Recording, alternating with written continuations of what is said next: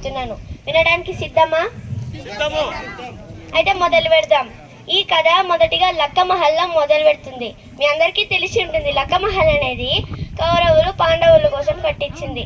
అయినా ఇది ప్రేమతో కట్టలేదు, ఆనందంతో కట్టలేదు, బంధంతో కట్టలేదు, ఒక ఉద్దేశంతోనే కట్టించారు. అది పాండవులు రాత్రిగా నిద్రపోతున్నప్పుడు ఆ లక్క మహల్ని కాల్చారు.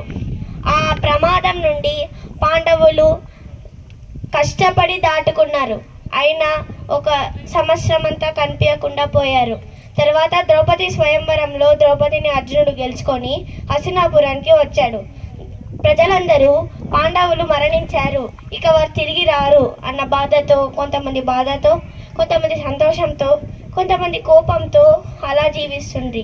తర్వాత పాండవులు హస్తినాపురంలో అడుగు పెట్టిన వెంటనే ప్రజలందరూ సంతోషపు కన్నీరు, బాధ కన్నీరు, వానాలు ఇలాంటివన్నీ చేసుకున్నారు.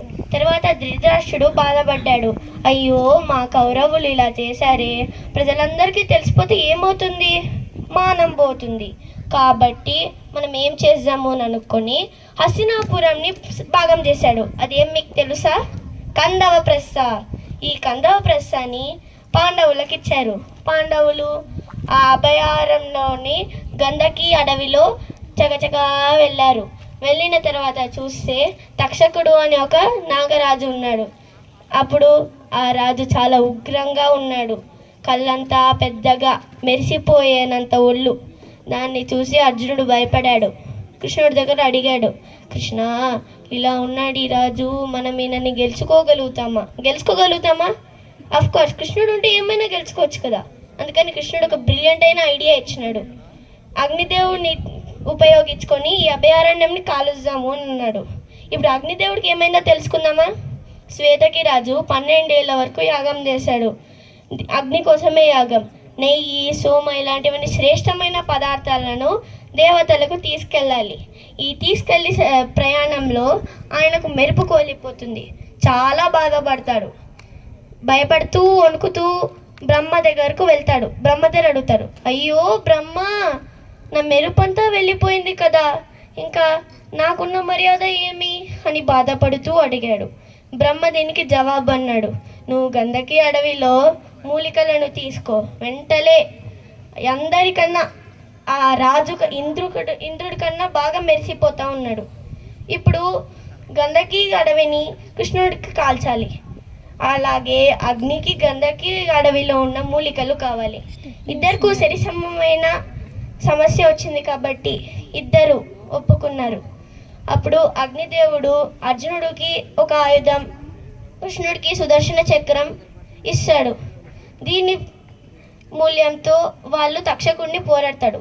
అయినా మీకు ఒకటి తెలిసిన విషయం ఉందా? తక్షకుడు బాల్యమిత్రుడు అని అనకుండా స్నేహితుడు అని అనొచ్చు. బాల్యమిత్రుడు కన్నా ఎక్కువ సహోదరునిలాగా ఇంద్రుడు. ఆయన కాపాడా గంధకి అడవిని? జవాబు చెప్పండి. కాపాడతాడు కదా, ఇంద్రుడే కాపాడతాడు. దీన్ని కృష్ణుడు ఆ ఆయుధాలు పెట్టుకొని, సుదర్శన చక్రాన్ని పెట్టుకొని ఓడగొట్టాడు. అది కాక అర్జునుడు ఎవరి కొడుకు? ఇంద్రుడి కొడుకే కదా.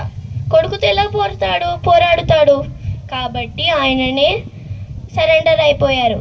తర్వాత అగ్నిదేవుడు అంతా కాల్చిన తర్వాత రాజ్యం కట్టుకున్నారు, సంతోషంగా జీవించారు. కానీ భూమి లోపల కోపమైన, ఉగ్రమైన, బాధతో నిండి ఉన్న తక్షకుడు ఉన్నాడు. అలా పోతూ ఇంకొక రాజు పరీక్షితుడు, అభిమన్యు కొడుకు రాజయ్యాడు. తర్వాత జనమేజయుడు. పరీక్షితుడు ఒకరోజు ఆ అడవిలో ప్రశాంతంగా వెళ్తూ ఉన్నాడు. ప్రజల కోసం బియ్యం ఇలాంటివన్నీ తెచ్చి మార్కెట్లో అమ్మాలి అనేసి. అప్పుడు ఆ టైంలో తక్షకుడు సమయం చూసి లేసొచ్చాడు. వెంటనే పరీక్షితుడితో పోరాటం పెట్టుకున్నాడు. అది అసలు ఆగలేదు. పోతూనే ఉంది. అయినా పరీక్షితుడు మరణించారు. దీన్ని తెలుసుకున్న జనమేజయ, మా నాన్ననే ఎవరు చంపుతారు అన్న ఉగ్రంతో పాముల కోసం ఒక యాగం చేశాడు. ఆ యాగంలో పాములందరూ చనిపోయేటట్లు కోరుకుంటాడు. తర్వాత వ్యాసుడి ఒక శిష్యుడు వచ్చి చెప్తాడు జరిగిందంతా. అప్పుడు జనమేజయుడు తెలుసుకొని యాగాన్ని ఆపుతాడు. ఇప్పుడు ఇదంతా జరిగిన తర్వాత అది కందవప్రస్థానే అనుకుంటున్నారా? కాదు, అది ఇంద్రుడు కోరాడు కాబట్టి దాని పేరు ఇంద్రప్రస్థ అయింది. అదే మనం ఇప్పుడు కలియుగంలో పిలిచి న్యూఢిల్లీ. దీనిలో తక్షకుడు ఒక శాపం ఇచ్చాడు. ఏమిటి తెలుసా? జవాబు ఇవ్వచ్చు.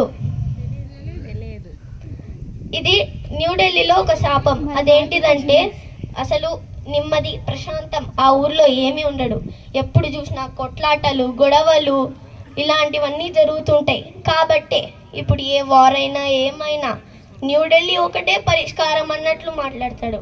ఇప్పుడు మన మోడీజీ కేరళని కేరళంగా మార్చినట్లు ఢిల్లీని ఇంద్రప్రస్థగా మార్చాలి అని అనుకుంటున్నారు. ధన్యవాదాలు.